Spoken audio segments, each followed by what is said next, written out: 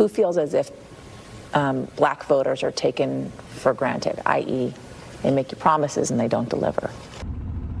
But I need my president to tell me why I worked so hard all these years, all these decades. Couldn't get a business loan, but I bust my ass to get the money to create my business. I want you to listen to this very closely, because this might be the most important motivation for this election year of 2024. This story is heartbreaking, but it's so familiar, and so many people are experiencing very similar things. This economy, on paper, looks like it's one thing, but in reality, people are experiencing a high level of discomfort. Before we get started, make sure you subscribe to the channel and turn your notifications to all so that you can get all the updates as I upload here on Faucette Media. I need this message to go out to our vice president who's running for president. I have heard all over social media about, excuse me if I say anything wrong, immigrants getting loans, money. It was hard for me to believe. It was just extremely hard for me to believe. I've been in business such a long time. Back in 2019, I purchased my first food truck. It cost me over $25,000. I paid it cash money. I worked hard to pay for this truck. I'm now selling it because I'm doing other things, but I'm selling it. I had a guy come to look at purchasing my vehicle, or my food truck, and he explained to me he's an illegal immigrant. He has no credit. He has no money in the bank. But he showed me his paperwork that he will receive funds to purchase my food truck. I'm thankful that he's buying it, but I'm hurt that I worked so hard to pay cash for my food truck. I have good credit, can't even get a business loan because of the color of my skin. I have veterans in my family. I'm a veteran. I've been self-employed for so long. But somebody, please tell me, how do I work so hard to have somebody who comes to this country, not long, no credit,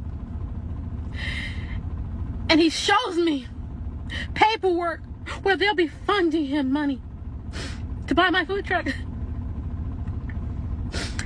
And when I talked to the bank, they told me usually they have to go straight to a dealership because I'm a private sale. But for special circumstances, they're going to, they allow it. But I need my president to tell me why I worked so hard all these years, all these decades. Couldn't get a business loan, but I bust my ass to get the money to create my business. And we got immigrants coming here. And they're getting money. Money! We're doing nothing but just being here. It's not right, and I want answers. Yeah, that was hard to watch, but her point stands true. And it answers a lot of questions that we've had for years. I've known about this. The idea that as someone enters this country as an immigrant, somehow they're able to open up a store in the hood. Somehow they're able to open a food truck.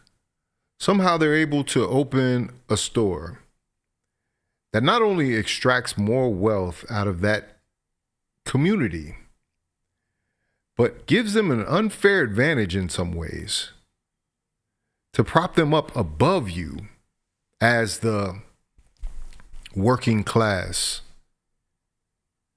And this, now that we're seeing the manipulation, now that we're hearing about just droves and droves of people raiding the border, sanctuary cities that have been, and this is nothing personal against the immigrants as people, but it has to do with our government failing. failing us. But now that we hear, as they come here and become a new voting base,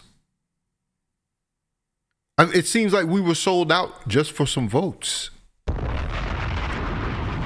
It seems like they're rushing the fact that they're going to give them ID so that they're eligible to vote for this election.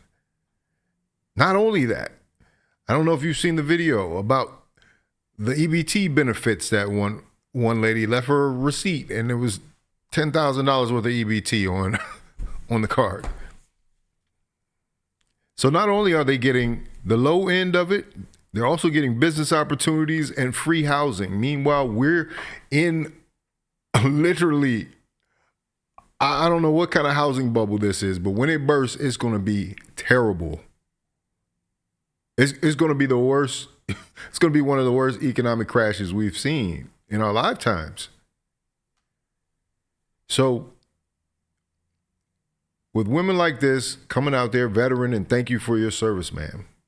Thank you for your service, because you have done a lot more than these people who are given the world. You always hear these tropes about people being hardworking or working harder than black people. If black people just pulled themselves up by their bootstraps, they would be so much further along. But when you can't get a business loan and somebody else is giving money just for walking in the country, that's an unfair advantage. And it's about time that we tell our government about this. This presidency has opened up so many eyes about the inequality and how things are happening and how things are being manipulated. You know, that's why I'm not taking any celebrity BS this election. These celebrities need to stand down and shut the fuck up, because that old guard that's telling us what to do, this oh, you need to get in line, you need to do this, and wagging their fingers at people. By what right do you have to make these claims, to say these things? And you just as ignorant as you've ever been.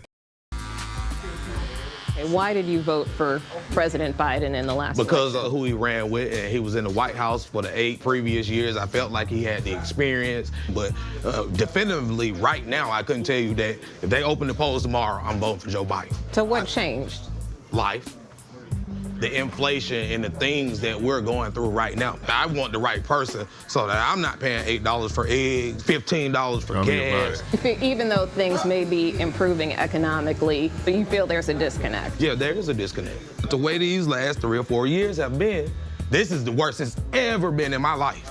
I never would have even considered thinking about voting for Donald Trump. But living in America these last 4, it's a consideration. Does everybody know who they're voting for? Or is anybody undecided still? I'm very Everybody's undecided. Undecided. Right now, inflation. So I'm monitoring who's talking the most about inflation. Re-entry.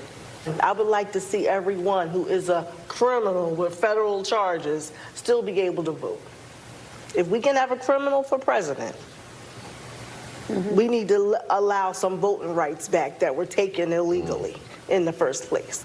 How hard has inflation hit you? It hit me hard. It's hitting me hard. Who do you blame for it? I blame the federal government at this point. If a working class mom who works as a paralegal cannot buy a $2 bell pepper because it's now $5, imagine a mother living on food stamps. Imagine a mother who's making minimum wage trying to feed children. They're killing us without killing us. If you understand that. They're killing us without telling us they're killing us. They're hurting people in ways that they can't help themselves. It's either feed my child or how about feed my children and I don't eat, but I have to go work. Who feels as if black voters are taken for granted, i.e., they make you promises and they don't deliver? What do you care about most right now?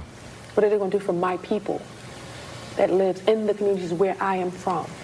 The gun violence is second in my mind, but it's what can they do for us? How can they help? How can they go into a home and help that family to save their children. We need the funding. We want the help. But in my opinion, it starts at home. Starts at home. Jalil, what about you? What is most important to you right now? Economics, education, reentry, reform. Reentry to the criminal justice system. Exactly. We need to save ourselves. That's right. If we're looking for somebody to save us, it's not going to happen. If you look at Philadelphia and you took the most impoverished areas in Philadelphia and then you took the crime rate where the most crime is happening in Philadelphia and you laid it right there, it would almost match up perfectly. So if you're seeing that much of a correlation between poverty and crime, you have to address that on some level. He brings up a good point because Philadelphia, the crime rate is ridiculous from what I'm hearing. And that goes for many other cities all across this country. But the thing about it is what is being done. Because everyone's running on a reputation. They're not necessarily running on what can actually fix systemic issues. They're trying to placate people. I've always been taught this is called benign neglect. The Black community is experiencing benign neglect. Basically, that means they know there's a problem. They acknowledge that there's a problem, yet they don't do anything about it. They push you off to the side. And so that's the question we have to answer in November. Who is going to actually address our needs? Who is actually going to give something that is actually impactful? Who's going to do something that's actually impactful to this Black voter base, which, if you look at the campaigns right now, they are very deliberate in their attempt to reach the Black community because that voting bloc can win elections, can swing states.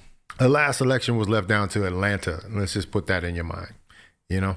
Some changes there. The way I would articulate it is quality of life issues, how we live our everyday lives, right? So if that's jobs, if that's housing, if that's gun violence, if that's education, like everything that makes our lives good, that's what I vote for.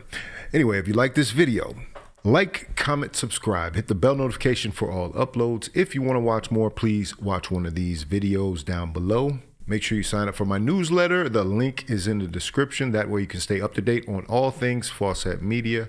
Please, y'all. A lot of y'all are unsubscribed to this channel that watch, and I thank you all for every view. But for you all that are subscribed, please go into your notifications and turn your notifications on so that you receive all the updates and alerts for this channel when I upload. This is Faucette Media.